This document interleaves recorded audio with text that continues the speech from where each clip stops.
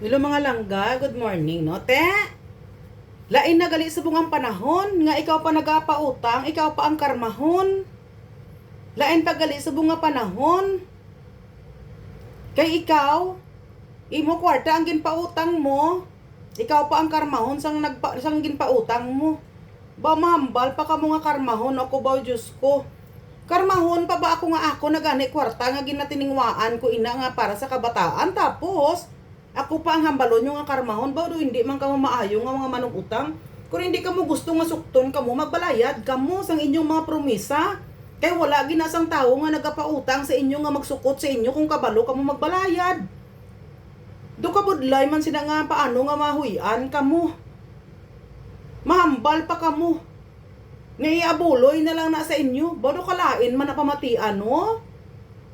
Maghambal kamo sa tao nga amo sina. Nalipay ka? Nga ang kwarta sang parehas maging gamit mo, tapos ang balon mo pa nga kami ang karmahon na nagpautang kami? Paano kami karmahon? Kaya kami ang nagpautang, tapos karmahon pa kami? Gatulog ang kwarta sa amon, ginakapta namon ang kwarta, kung wala kamong gatek sa nagapanawag sa amon, hindi man namon na ipag-ipahulam sa inyo.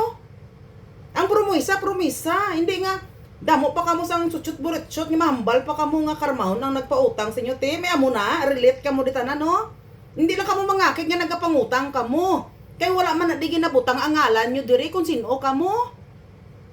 Tiga pa guilty kamo ano na, magbalayad kamo sang insakto bala. Kung saan kamo nag-utang, amo man nabayran nyo, hindi man pa-text pa kamo, patawag pa kamo.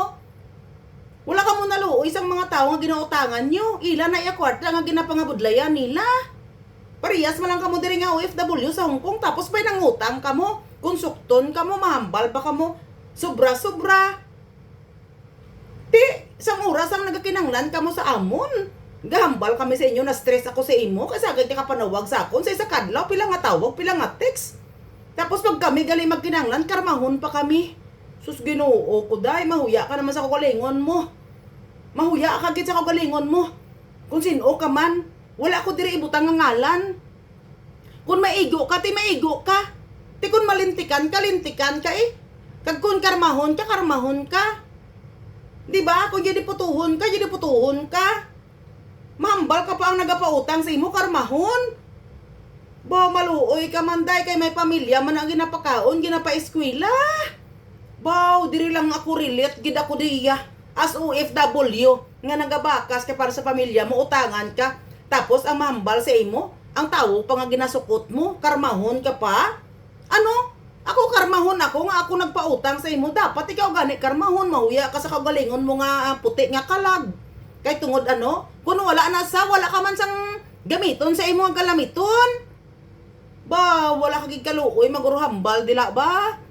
Abi kaluoy, ano man ang tawo nga nagakaluoy sa imo, nagpahuram sa imo sang kinanglan mo ang sang panahon nga ina. Ano man ta, naari iya akon lang ni iya pabutyag, no? Kung sino ka nga magilty ka dira, dapat nabayad ka na sang promisa mo para nga hindi kapag sukton sang parehas mo. Okay? Kung hindi ka gusto nga makabati sang hindi manami, magbayad ka sang insakto man kung anong ginambal mo nga baraydan mo nga bulan. Amo man nabaydan mo para wala na may masukot sa imo. Badi puga. Ang tao nga nagpautang sa imo, do diri lang ako nakabati sini nga OFW, diri ba? Parehas man kamo nga may pamilya, mas damo pa na siya gani bata sang sa imo. Karmahon pa siya. Nga siya nagbulig sa imo sa oras nga ara ka sa dalom.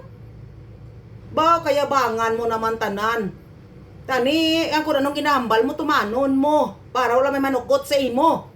Okay? Kag wala man diri sang pangalan, naging butang ikaw. Naging butang diri kung sino nag-utang. Pero sa inyo, abi, example, no, masaktan, gig ka mo iya, kay tungod yung kamo ang nangutang, masaktan ka mo ba? O Diyos ko naman, paano ka mo masaktan, lipay, gani ka mo ngaging gamit yung kwarta kaparehas nyo. Ba, kanugon, gido,